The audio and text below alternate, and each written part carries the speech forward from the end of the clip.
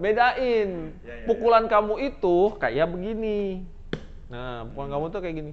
Nah, kayak gini. Coba. Ya kan? Nggak kerasa apa-apa kan? Kerasa. Ya. Itu nggak ada momentumnya. Artinya belum sampai top speed. Kalau di drag race itu pukulan kamu tuh belum sampai top speed nih. Kamu sudah melempem. Gitu.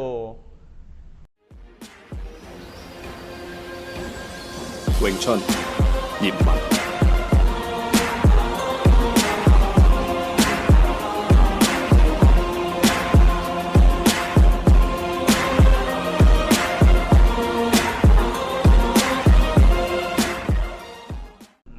Makanya pertama, ya kamu kalau mukul jangan jauh banget. Ini kan jaraknya jauh banget tuh. Jauh banget. Nah, sekarang saya mukulnya pelan. Saya mukul pelan. Kalau saya mukul pelan dengan jarak 6 inch, ya, nih, saya pakai gigi Kim Yong Ma juga deh. 6 inch, saya pelan, bam. Kamu mundur juga kan? Iya, kerasa. Kerasa kan? Iya. Nah, kalau misalnya saya tambahin tenaganya sedikit aja. Kamu pasang kaki depan belakang terserah. Ya. Nah, gitu. Ini kan tadi dada, ini perut. Ya. Perut kan banyak airnya di situ. Oke, nih. Seginilah 6 inch ya, kurang lebih ya, 1 jengkal. Saya mukul begini. Diulang. Ya, sekarang gini aja. Kita logikakan itu perut.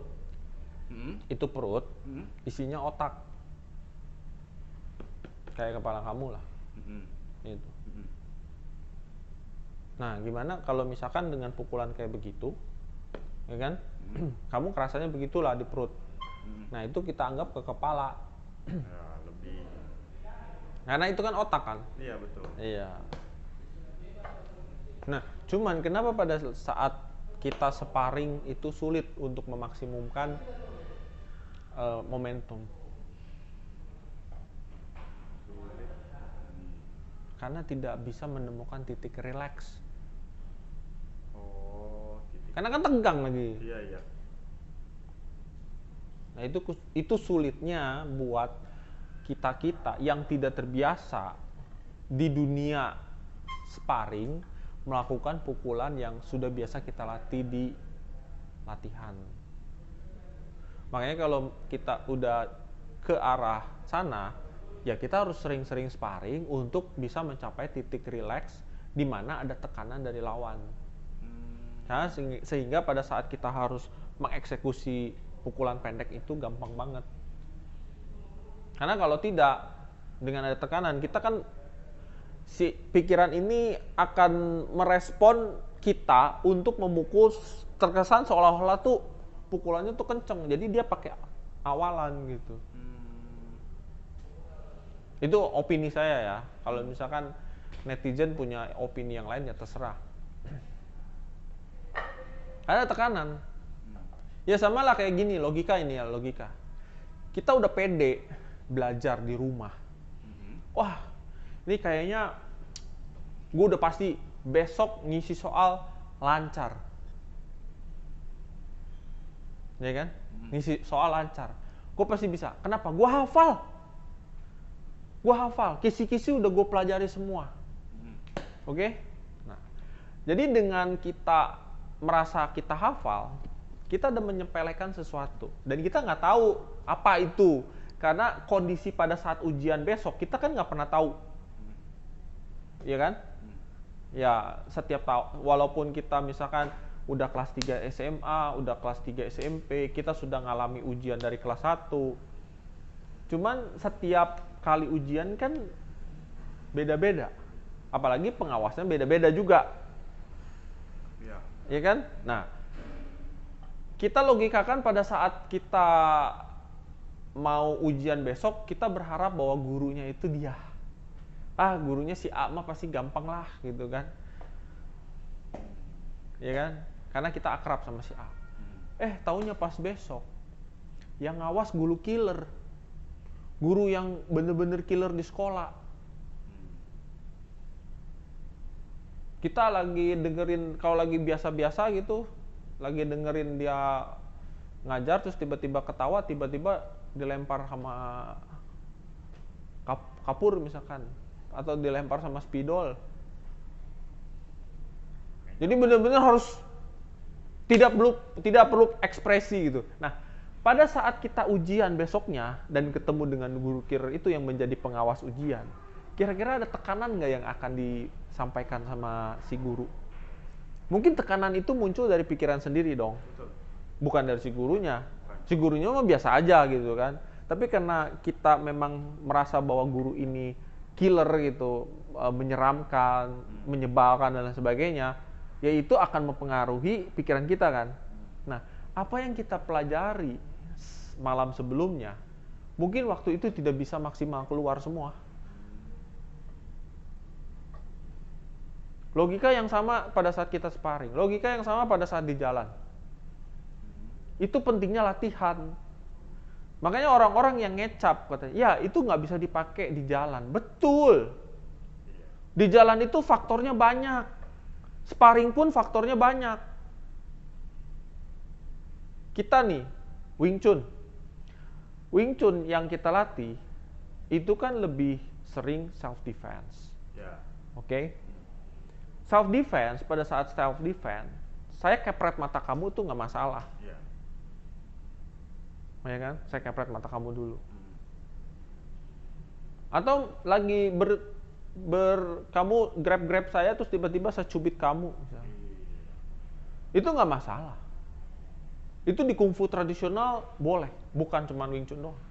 Mana aja. Iya, mana aja. Main licik tuh boleh. Karena untuk self defense. Ya. Karena di jalan itu no rules, tidak ada aturan. Ya kan? Nah, kalau waktu di sparring, apapun itu ajangnya, ada aturan baku yang tidak boleh. Saya kepret mata kena peringatan, saya cubit kena kartu kuning misalkan. Ya, ya. Peringatan juga maksudnya ya, bukan sepak bola kartu kuning. Peringatan juga. Terus saya tendang bagian kaki yang vital-vital pun sebenarnya kalau di jalan itu boleh, tapi pada saat sparring itu tidak boleh. Jadi ada aturan baku yang harus kita ikuti dan itu akan mengkebiri keilmuan yang kita punya. Sama waktu kita mau ujian, kita merasa bisa semua dan ternyata pada saat ujian ketemu guru killer dan itu akan mempengaruhi pikiran kita. Itu sama seperti aturan yang mempengaruhi kebebasan kita untuk berekspresi. Makanya kenapa pada saat orang-orang yang mau berkecimpung di dunia sparring, UFC lah, MMA lah, kita harus belajar dulu aturan di sana. Jadi nggak bisa ngasal ngecap, Iya. nggak bisa asal ngebacot. Ada aturannya. Balapan liar misalkan, kamu boleh melakukan apa aja karena tidak ada aturan. Kamu lagi balapan nyenggol begini temennya jatuh, lawan kamu jatuh, bodoh amat. Tapi di ajang profesional kamu begitu diskualifikasi, ya kan? Pelanggaran. Poin dikurangi. Bukan masalah poin dikurangi, langsung didiskualifikasi. Kamu tidak bisa menang, walaupun juara satu pun kamu tidak akan menang juara satu karena kamu dianggapnya curang. Dua kondisi yang beda. Nah, kita ngomongin di jalan juga. Kamu bisa mengeksekusi kayak begitu, itu juga kamu harus tenang. Nah, untuk mendapatkan tenang itu sulit. Coba aja sekarang ya, nggak usah ngebacot, kita latihan nggak bisa dipakai di jalan. Kita, istilahnya santai nih. Teman-teman juga kalau bawa motor, santai di jalan, tiba-tiba disenggol orang, cetot, marah nggak? Marah kan? Padahal disenggol, paling motor nggak kenapa-napa.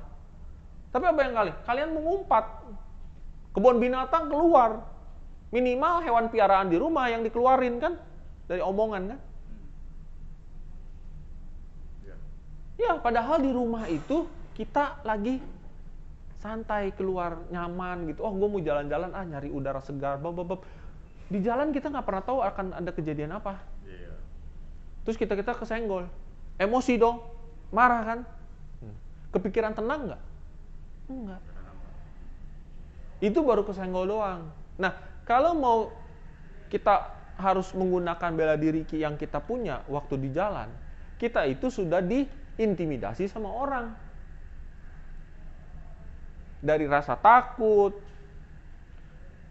gugup, emosi, marah, itu pun mempengaruhi. Istilahnya biasa yang kita bisa lakukan seperti yang tadi saya lakukan, santai, relax, mukul, itu tidak akan kepake di jalan kalau kita tidak bisa mengontrol emosi. Ini banyak faktor. Banyak faktor. Cuman keuntungannya apa? Orang yang belajar bela diri, kontrol. kita ngerti dan tahu apa yang harus kita lakukan. Dan kita mengurangi damage maksimal yang akan terjadi. Itu penting. Kalau orang cuma modal ngecap doang, ngebacot doang, ngelihat orang latihan bela diri dan dia terkesan bahwa itu adalah hal yang mudah, ya silakan aja dibuktikan. Lu bisa mudah ngelakuin nggak? Ya kita kalau misalkan mau jadi netizen, ya jadilah netizen yang smart, Iya. gitu. Berpikir dulu. Berpikir luas, Iya. bukan hanya berpikir hanya satu titik. Banyak faktor di jalan itu. Tapi dengan latihan kita bisa meminimalkan kejadian yang mungkin terjadi.